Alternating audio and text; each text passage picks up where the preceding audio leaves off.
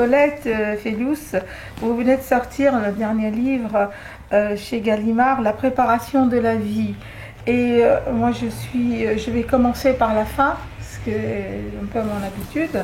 À la fin, vous dites la nuit est vaste, splendidement étoilée, la mer est tranquille, je suis tranquille moi aussi, tout peut commencer, tout est clair à présent. Qu'est-ce qui peut commencer?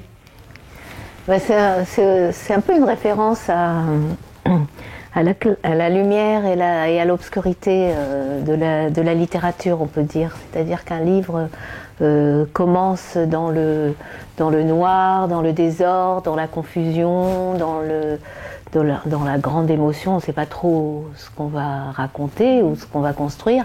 Et à la fin du livre, on a accompli un chemin, on a parcouru tout un trajet et il y a de la clarté. C'est-à-dire qu'on a mis au clair, on a rangé, on a préparé quelque chose d'important, à la fois pour soi et pour les autres. Et puis c'est un petit clin d'œil aussi à la recherche du temps perdu, où vous savez, toute la structure du livre fait que c'est à la fin de cette longue recherche magnifique que le narrateur dit maintenant je vais commencer à écrire mon livre. En fait, c'est ça, c'est à la fin seulement qu'on peut commencer donc à écrire. Voilà, c'est un jeu entre la lumière. Je crois que dans tous mes livres, ce que je recherche, c'est ça, c'est aussi la lumière, c'est sortir pas de l'obscurité seulement, mais du mélange de la réalité, de trop de choses mêlées. Il faut trier, il faut recomposer en fait le réel, et là on est tranquille en fait. Voilà. Oui, mais il me semble qu'il y a un paradoxe, parce que dans tous vos livres depuis le début, je fais allusion aussi à la trilogie, il y a quelque chose qui ressemble plus à l'intranquillité, quelque chose qui montre cette inquiétude entre un monde du dedans et du dehors, entre des lieux et des espaces où vous cherchez et est-ce que ce dernier livre est l'aboutissement, ou est-ce que il faut s'attendre à une suite, parce que vos livres s'ouvrent toujours sur quelque chose d'autre? Oui, c'est vrai. Cette intranquillité. Oui, vous avez raison, parce que l'intranquillité, c'est vraiment le moteur aussi de ce qui me fait écrire. Mais quand je dis je suis tranquille, ça ne veut pas dire que je suis devenue tranquille, que la réalité est apaisée, mais c'est en tout cas pour ce livre-là, j'ai composé d'une certaine façon, de la façon qui allait avec ce livre, donc je suis tranquille pour ce livre. Mais l'intranquillité, c'est vraiment c'est un sentiment avec lequel je suis maintenant obligée de vivre, et je déteste pas ça, parce que c'est très riche, c'est tonique. Ce qu'il faut éviter, évidemment, c'est de s'abandonner à l'intranquillité, c'est-à-dire qu'elle vous dévaste et qu'elle vous ronge et que vous vous sentiez impuissant et vous êtes juste spectateur, alors que l'intranquillité, c'est aussi la vie, parce qu'elle est partout, il y a des trous, il y a des blessures, il y a des joies, voilà, tout est mêlé, c'est comme un énorme bouquet de fleurs, mais qui sont parfois noires, mais il faut affronter, voilà, il faut affronter ça, et c'est l'intranquillité, c'est l'être humain, hein, presque. Oui, vous l'avez dit tout à l'heure, et ce qui est remarquable, surtout dans les derniers livres et le dernier roman, La préparation de la vie, on retrouve une actualité très présente, surtout au niveau de la Tunisie, et une histoire qui n'est pas très lointaine, puisque ça remonte aux années 70, de vos études, de votre séminaire avec Roland Barthes, etc. Donc il y a là quelque chose qui, à la fois, d'une histoire récente et d'une histoire actuelle, si je puis dire, une actualité brûlante. Oui. Et vous arrivez à joindre les deux. Expliquez-nous comment. Oui, c'est-à-dire que j'ai eu envie de faire venir toutes ces années de jeunesse, de formation avec Roland Barthes, où il nous a vraiment appris à regarder autrement la vie quotidienne, à vraiment offrir un nouveau regard pour chaque chose. Chaque objet pouvait être source d'analyse. On pouvait écrire un peu comme à la Francis Ponge, mais lui c'était différent. Hein. Barthes était peut-être moins poète, c'était plus dans des concepts. Mais en même temps, il nous a vraiment donné cette liberté que la vie nous offrait des tas d'objets à regarder, à découvrir, à enrichir, à personnaliser. On pouvait mettre sa singularité dans chaque chose qu'on voyait. Voilà, c'était ça. Et comme pour rendre le monde plus agréable et plus intelligent et plus riche. Voilà. Et donc j'avais envie de parler de ces années, de faire venir ces années aujourd'hui. Or il se trouve que quand j'ai commencé à écrire ce livre, il y a eu la révolution entre guillemets comme ça tunisienne.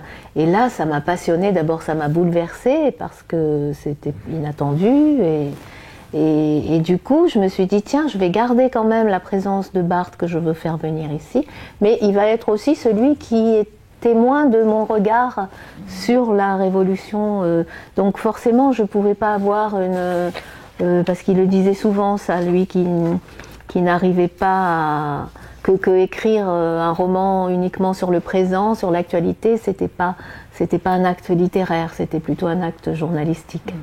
Donc j'ai repris sa formule, comment faire de la littérature avec du présent brûlant, et lui il dit que c'est impossible et j'ai essayé de le rendre possible, mais avec toujours lui qui m'accompagnait et qui regardait cette torsade entre ces années 70 et puis cette évolution de la Tunisie qui changeait tout le temps. Donc j'ai compris ce qu'il disait parce que pour moi c'était très très compliqué aussi parce que toute l'actualité changeait tout le temps. Alors parfois il y avait de l'espoir, après c'était en Tunisie donc je suivais, mais toutes les semaines ça changeait, je commençais à écrire, puis un mois après c'était démodé presque, vous voyez, c'était pas intéressant. Donc j'ai pris le parti après de faire simplement parler des personnages, le chauffeur de taxi, une amie dans le livre. Ouais. Donc ça avec le discours comme ça de 2 ou 3 personnages, et moi finalement je n'interviens pas, je suis juste celle qui recueille ce qu'on me dit. C'était plus juste et ça faisait moins... c'était plus intemporel, disons. C'était plus intemporel.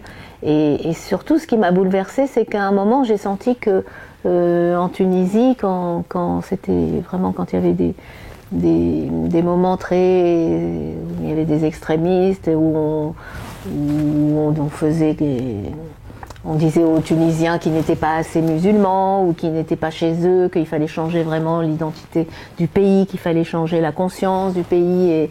Et j'ai entendu beaucoup de Tunisiens me dire mais c'est incroyable, enfin on est chez nous et là on veut nous changer. Et là je me suis dit ils sont en train de vivre ce qu'on a vécu nous en 67 quand quand on pensait que la Tunisie c'était notre pays et qu'on nous disait c'est peut-être pas votre pays.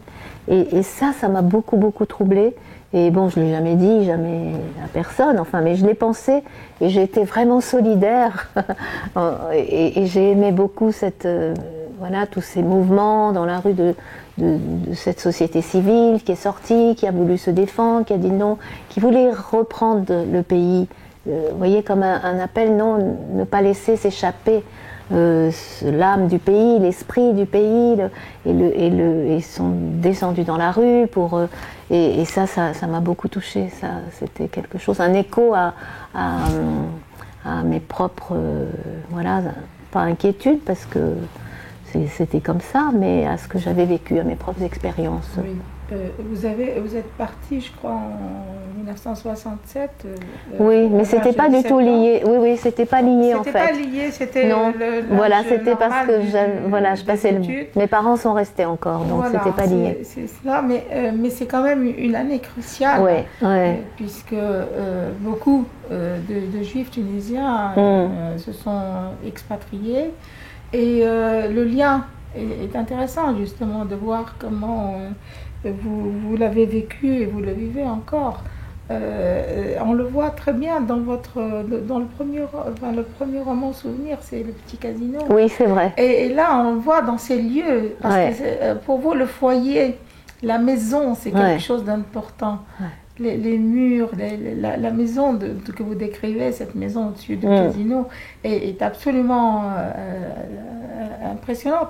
Et vous rattachez à la maison que vous viviez en France. Oui, c'est vrai. La mer, la forêt, enfin tout cela. Oui, tout ça est lié. Tout cela est lié. C'est très important, le foyer, la ville, le lieu. Exactement. Et l'histoire est présente, toujours présente.